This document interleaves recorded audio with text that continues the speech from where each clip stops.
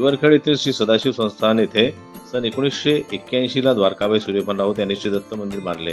याची देखभाल व सनातन धर्माला अनुसरून सर्व विधी आरती पूजन सर्व राऊत परिवारातील द्वारकाबाईचे नातू देवेंद्र राऊत व प्रफुल्ल राऊत हे सालाबादाप्रमाणे जयंतीला महापूजन व होम हवन विधी व महाप्रसादाचे आयोजन करत असतात।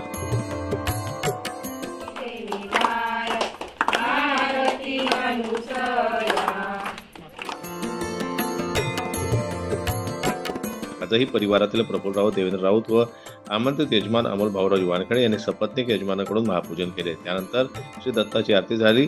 नंतर समस्त गावकऱ्यांनी शिस्तबद्ध पद्धतीने महाप्रसाद भोजनाच्या सेवेधारी मंडळाच्या सहयोगाने पंक्तीत बसून आस्वाद घेतला।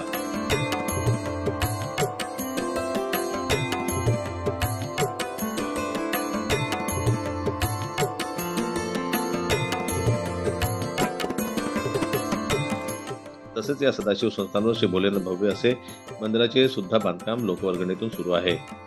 जन्मतः न्यूज साठी देवानंद खिरकर यांची रिपोर्ट अकोटूर।